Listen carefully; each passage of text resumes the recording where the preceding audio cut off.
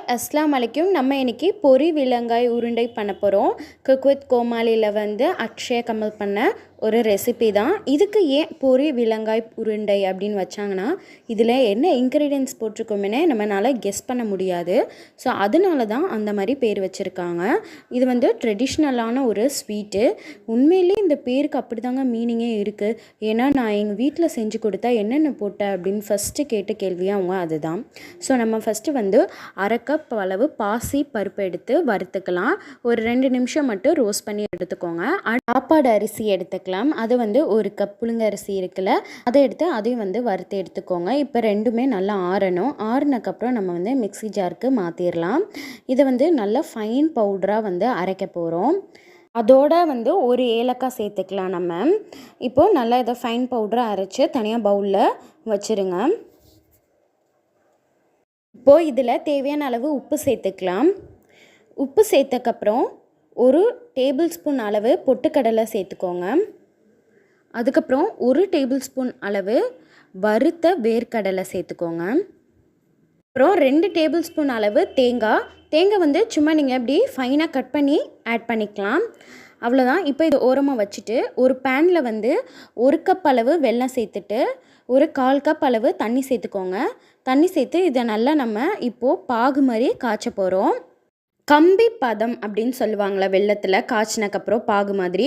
அதை இப்போ நம்ம வந்து டெஸ்ட் பண்ண போகிறோம். கொஞ்சமாக பவுலில் நார்மல் வாட்டரை எடுத்துக்கிட்டு அதில் ஒரு ஸ்பூன் வந்து இல்லாட்டி ஒரு டீஸ்பூன் அளவு வெல்லம் விட்டுக்கோங்க. அதை எடுத்து இப்படி பால் மாதிரி உங்களால் உருட்ட வருது இந்த மாதிரி பார்த்தீங்களா, கையில் ஒட்டாமலே அப்படி வந்துருச்சுன்னா அது வந்து ரெடி ஆகிடுச்சு அந்த வெல்லம். ஸோ இப்போ நான் வந்து உருண்டை பிடிக்கிறதுக்காக வேறு பவுலில் ட்ரான்ஸ்ஃபர் பண்ணிவிட்டு நம்ம காய்ச்சின பாகு வெள்ளைப்பாகை சேர்த்துடலாம். இதில் கொஞ்சம் நல்லா அகலமான பாத்திரமாக எடுத்துக்கோங்க, இல்லாட்டி ஒரு தட்டு மாதிரி எடுத்துக்கோங்க. அப்போ தான் உங்களுக்கு வந்து மிக்ஸ் பண்ணி உருண்டை பிடிக்கிறதுக்கு வசதியாக இருக்கும். இப்போது நம்ம மிக்ஸ் பண்ணிடலாம். இது வந்து நல்லா சுட இருக்கிறப்ப தான் நீங்கள் வந்து பிடிக்க முடியும். இப்போ நம்ம வெல்லம் ஊற்றுனக்கப்புறம் 1 டேபிள் ஸ்பூன் அளவு நெய் சேர்த்துக்கோங்க. இப்போது நெய்யும் சேர்த்தாச்சு. இப்போ எல்லாத்தையும் நல்லா பொறுமையாக அப்படியே மிக்ஸ் பண்ணி விட்டுக்கோங்க. ரொம்ப சுடும், ஆனால் சுடுறப்ப தான் நீங்கள் உருண்டை பிடிக்க முடியும். ஆறிடுச்சுன்னா சுத்தமாக உன்னால் உருண்டை பிடிக்கவே வராது. அப்படியே தனியாக திரிலாக நிற்கும். ஸோ சூடோடையே நல்லா மிக்ஸ் பண்ணி பொறுமையாக மிக்ஸ் பண்ணிக்கோங்க. கை ரொம்ப சுடும். ஸோ பொறுமையாக மிக்ஸ் பண்ணிவிட்டு டக்குன்னு அப்படியே உருண்டை பிடிச்சிருங்க. நல்லா மிக்ஸ் பண்ணிக்கிட்டோம். இப்போ நம்ம வந்து உருண்டை பிடிச்சிடலாம்.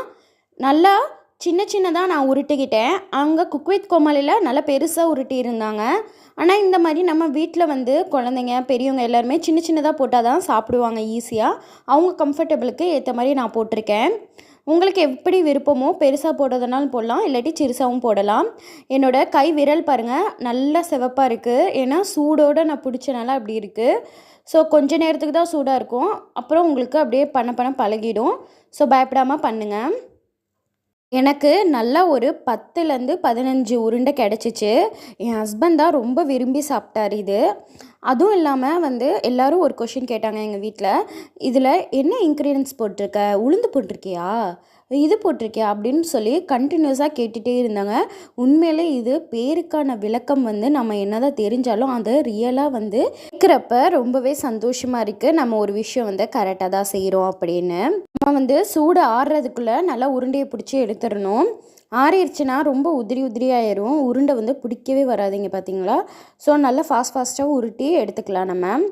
இப்போது இதை ஃபுல்லாக உருட்டி எடுத்தாச்சு. இதை வந்து கடைசியாக நம்ம வந்து அரிசி மாவு போட்டு கோட் பண்ண போகிறோம். நான் வந்து சாப்பாடு அரிசி வந்து 1 கப் எடுத்து அதை வந்து அரைச்சி நல்லா மிக்சியில் வந்து ஈரப்பதம் எதுவும் இல்லாமல் ரோஸ்ட்லாம் பண்ண தேவையில்லை.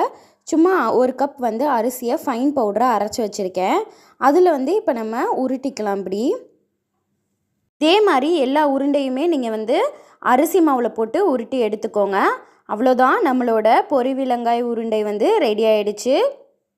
இப்போது இதை வந்து நீங்கள் ஒரு ஏர்டைட் கண்டெய்னரில் போட்டு வச்சு ஒரு 2லேருந்து 3 மாதம் வரைக்கும் தாராளமாக யூஸ் பண்ணலாம்.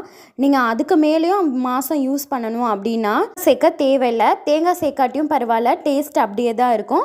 ஸோ தேங்காய் சேர்க்காமல் இருந்தீங்கன்னா நீங்கள் ரொம்ப நாள் வச்சு யூஸ் பண்ணிக்கலாம். ஆனால் இதுவே நீங்கள் 2-3 மாதத்துக்கு நல்லா தாங்கும். தேங்க்ஸ் ஃபார் வாட்சிங். இந்த வீடியோ பிடிச்சிருந்துச்சுன்னா லைக் பண்ணிவிட்டு மறக்காமல் சப்ஸ்கிரைப் பண்ணிக்கோங்க நம்மளோட ஈட் வித் ஜுபி சேனலை.